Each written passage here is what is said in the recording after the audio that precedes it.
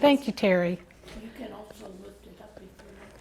I want to thank Fellowships for this invitation to speak again here.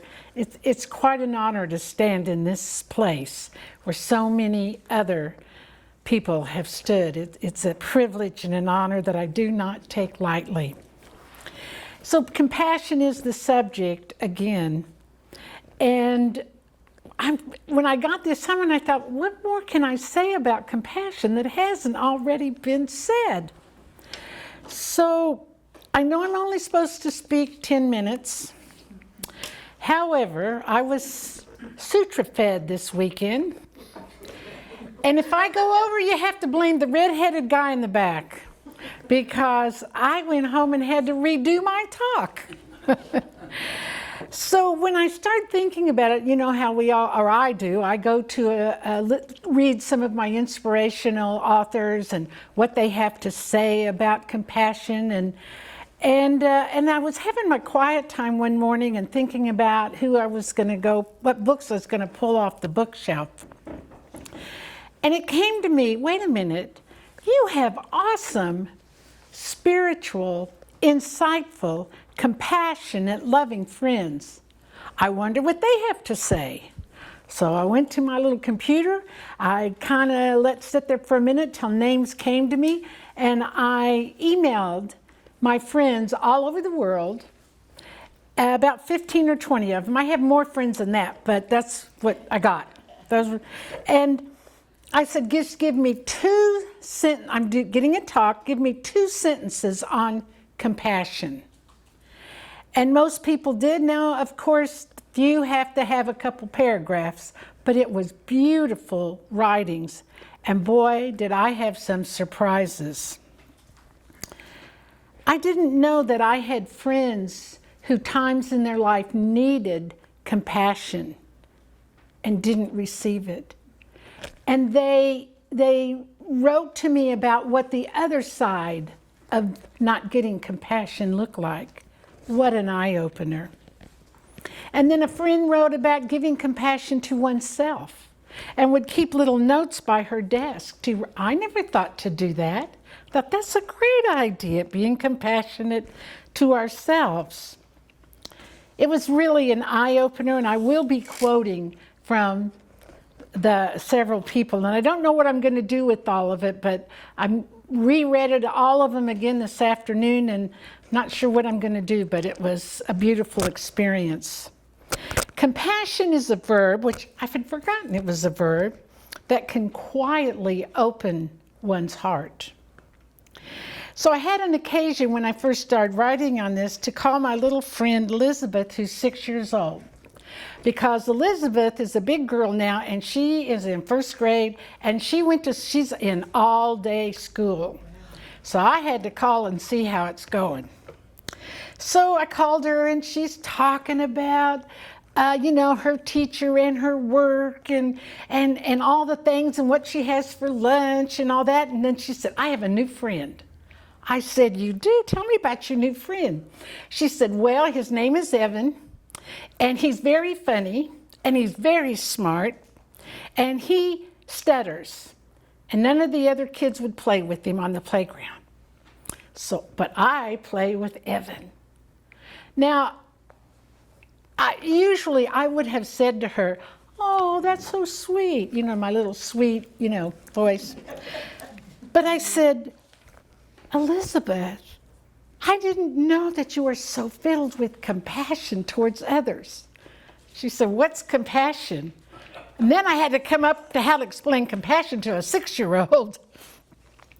So I said, compassion is acknowledging, Evan, that saying you matter, you're important, you belong here, you belong on this playground, you belong in this classroom.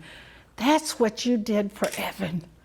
She said, I did? I said, you sure did. And I think that's exciting. So her mom called me later and said all she did talk about that night for 4 hours, I'm compassionate. I have compassion, and I can just see her doing it, So I think maybe we should start teaching children more about compassion first grade, kindergarten on up. So a friend of mine said, and she's my friend, I'm going to quote her, she writes children's books and she's a published author, and she wrote, "Compassion is the opposite of judgment. I am standing with, not looking at. Compassion does not have sharp edges. It is round and soft." And she did not know about my conversation with Elizabeth. And then I want to share with you tonight about my beautiful friend Heidi, who just sent something that really touched me. Now, Heidi lives in Santa Barbara. We've been meditation and prayer partners and share mediumship for about 6 years now. And her husband has Lewy body. And he's had it 6 years, and it's been so painful to watch Lee decline and see what it's done to her. And she will not, and people were saying, you know, you need to put him away, you need to put him in a home, and she refuses. And just in the last year and a half, she has allowed someone to stay with him at night so she can get some sleep, because we were so concerned about her. And so I said, Heidi, you know, what stops you from putting your life a little bit, she's housebound like he is. She can only go out for very short times, can't do lunch with friends anymore, and he does have family who comes and visit. Sometimes he knows them, sometimes he does not. And she said, I can't do that. She said, his behavior is so erratic. You don't know what he's going to do. I'm afraid they'll tie him to the bed. He fights taking his medicine, and sometimes it takes me an hour to get it down him. And she said, I don't want to think about him lying in bed in his diaper not being changed. So this is what she sent me about compassion. Giving of oneself to another, honoring another soul's growth and journey. She feels that this is her and Lee's soul's journey together. That's my friend Heidi. And then I had two friends, actually opposite ends of the world. And one girl lives in Japan and the other one lives in New York here.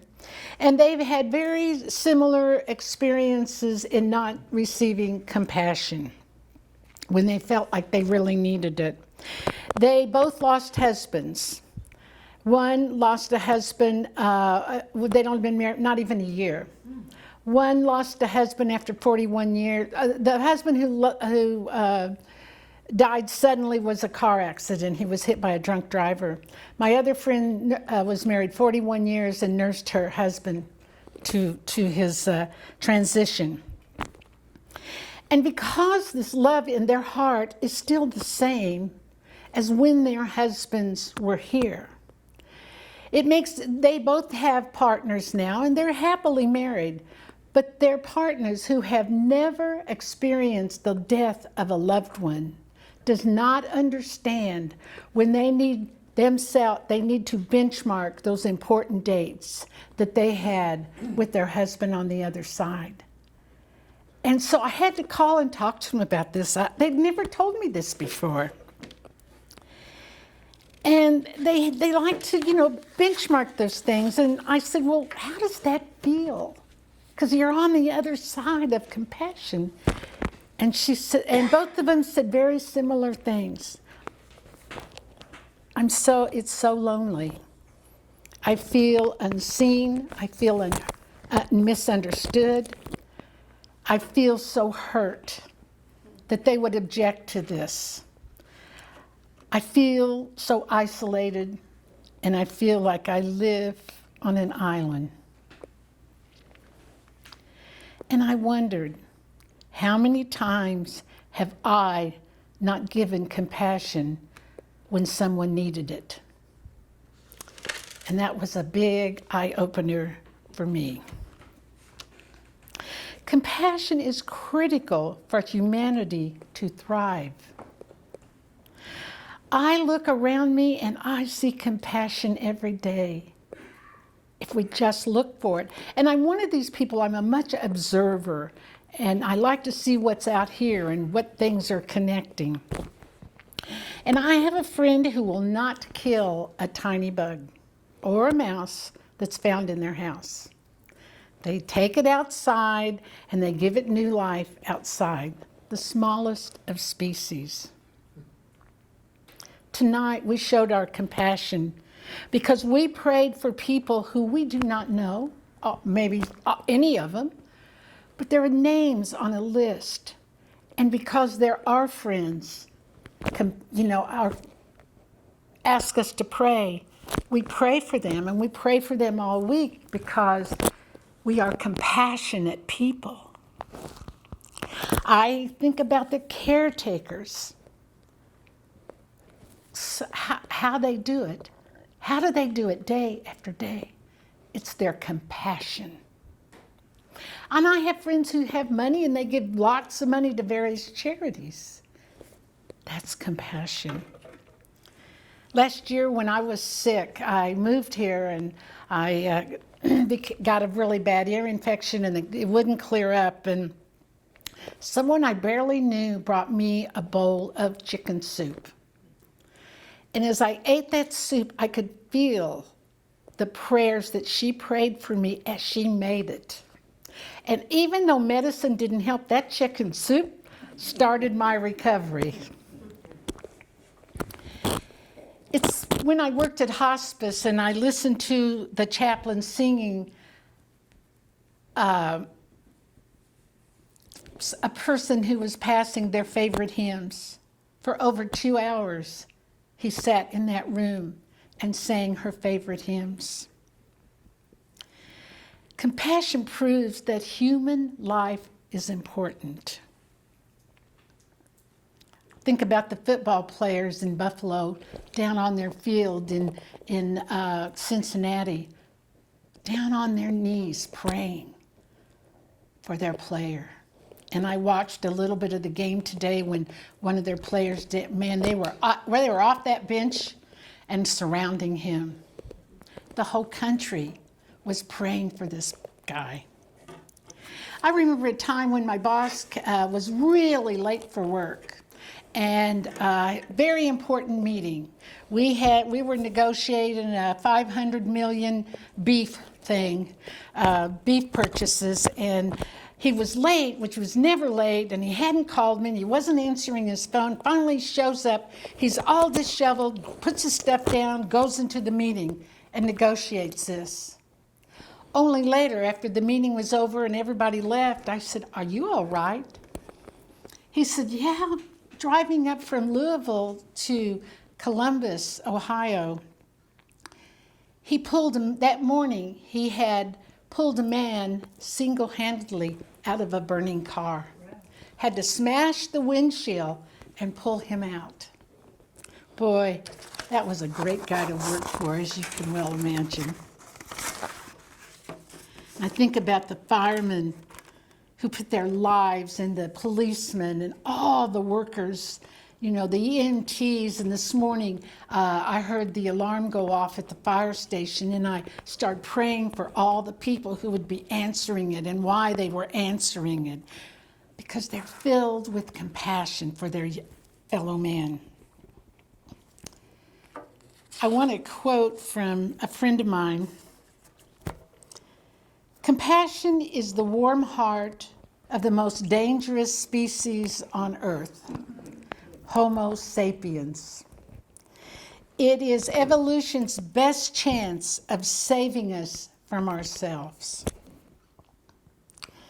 Compassion is God's favorite verb, I'm sure, because it's a verb of love in action.